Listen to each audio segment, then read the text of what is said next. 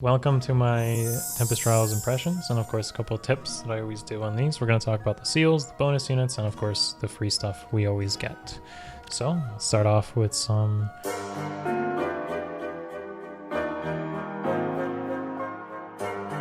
beautiful voice acting, as always. This Tempest, such life in it, and yet I sense a terrible distortion. Princess Air, it is good to see that you are safe. It's Princess Fjorm, isn't it? You are the one who is always by Akariss' side.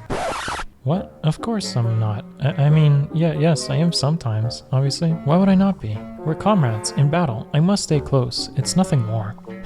Fjorm does have a way of always showing up when I don't want her to. So maybe there is a little bit more to it. It's not the romantic kind, Fjorm. It's like that gum that you have on the bottom of your shoe when you step on it and you just can't get rid of it. That's like what Fjorm is with me. She's that gum there, like, get off my shoe, Fjorm. Nothing more? Fjorm, Air, there you are. Oh, Sharina, I'm glad you're here. I've looked all over this place for signs of life, but it seems like it's just us three.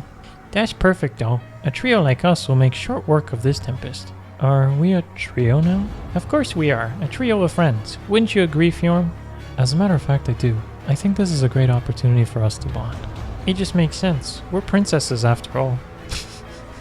The living certainly are brimming with energy. Very well. You lead, I will follow.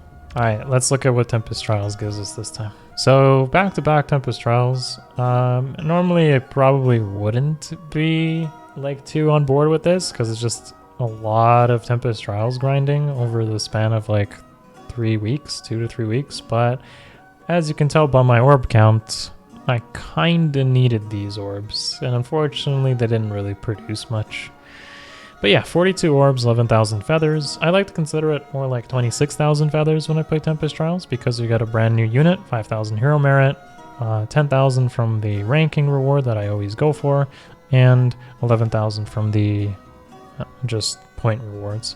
So our units this time, I'd consider them more like friendly, for people that don't summon, because you have Fjorm, Air, and Sharina, and everyone should have these unless you fire them off, and of course Leg Yarn's given for free, so that's really cool.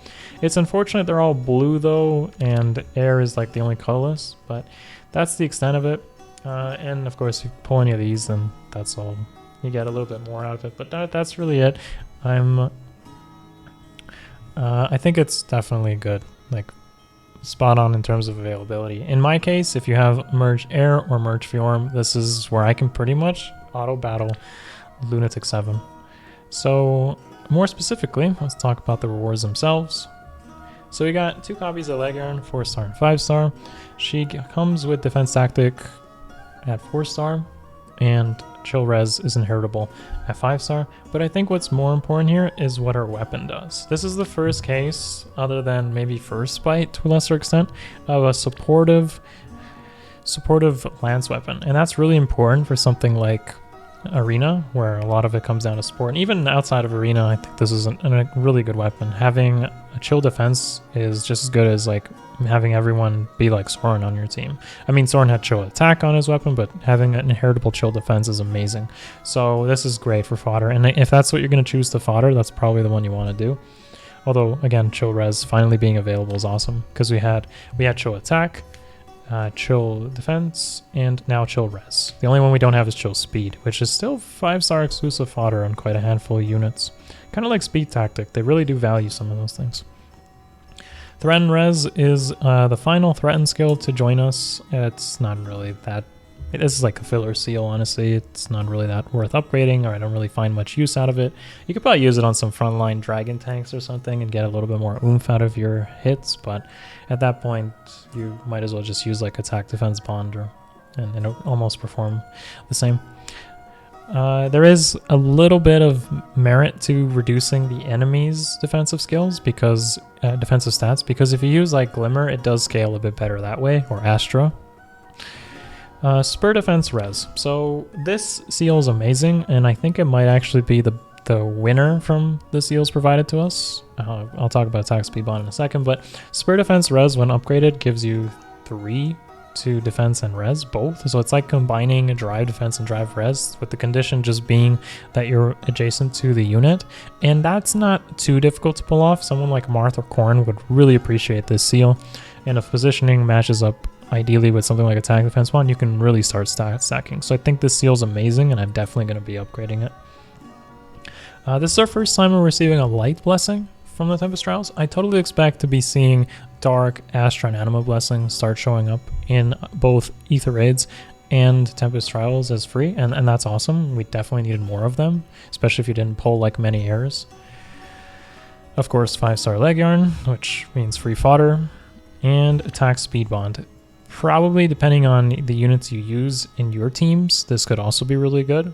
Attack speed bond is an interesting one though. I do prefer attack res and attack defense bond, and the reason for it is because if you use a bond skill, generally they're used on enemy phase. So you will likely be using your defense and your res stats on enemy phase, and that's why I kind of prefer those bond skills.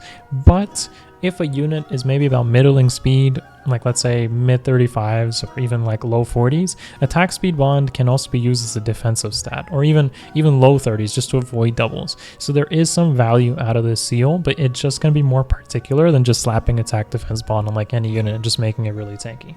Remember, speed is a stat that is not useful to everyone. Like a really slow unit doesn't really need this, and like a really fast unit doesn't need it either. So you got to be playing it with units that are about the middle, and it's primarily an enemy phase seal. I think attack defense bond is more universal, but attack speed bond can be really good in the hands of certain characters. If you don't use it for the speed, then at least it's like a 5 attack seal on the enemy phase, and that's pretty much the most I like out of it. Kind of similar to Fear Stance. Now it can be used on player phase, and I'm sure some people will say that, but remember, to use a bond skill effectively on player phase, you usually have to create some awkward movements where another unit goes ahead of another one. That's pretty much it. Nothing else has changed. Same rewards as always. And I'm going to be aiming for the top 1k like I normally do, so I can get myself an additional 1,000 feathers. So I want to go over a little bit of how you can kind of create decent team comps when it comes to playing Tempest Trials, especially for auto-battling the harder difficulties.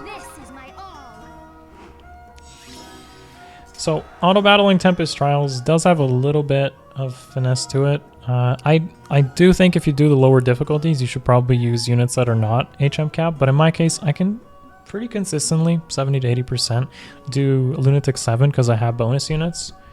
And summoner support plus ally support and such really does take care of it. But if you end up creating team comps, keep in mind that a dancer can be really useful. Now in an AI guide that I might make in the future, taking off your assist is really useful for auto battles, and here's why. So in this case, because Air doesn't have an assist, she's going to always move before Azura does. And that means that Azura should generally be behind your other units and dance. So she fulfills her role as a support unit. You'll see it hopefully within this auto battle here, what I'm talking about. It's like right here, even though Air is a range unit, she's going to attack, and then as you see, the formation ends up being really nice, where Air is in the front lines and Azura is behind. You can replicate this with any unit. Air is just the one I'm using in this example, but if you want a good way of keeping your dancers in the back, either A, unequip their weapons, or B, just take off the assist on the units that you want to preferably get danced. I choose to just keep the weapon on Azura here because I value High Goita's defensive stats. She's usually within 2 range to do that. So as you see, she gets in front. She got swapped by Xander, which has been unfortunate, but nonetheless, she does pretty well. Wings of Mercy also can really help there for those types of cleanups.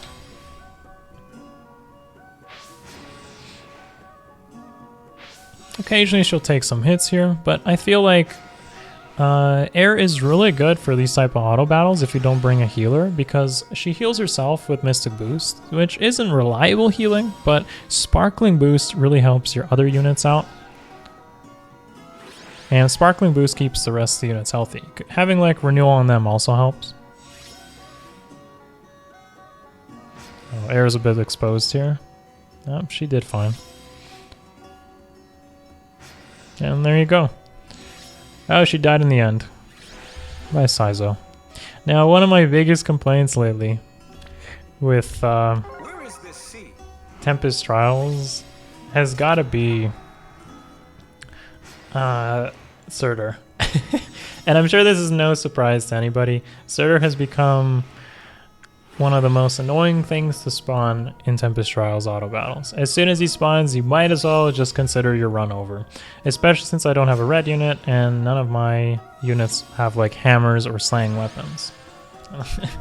That's pretty much the sum of what I think. Happy farming, and hopefully you get something out of it. Thanks for watching. Give the video a thumbs up. Subscribe if you haven't. I'll see you guys in the next one. Peace.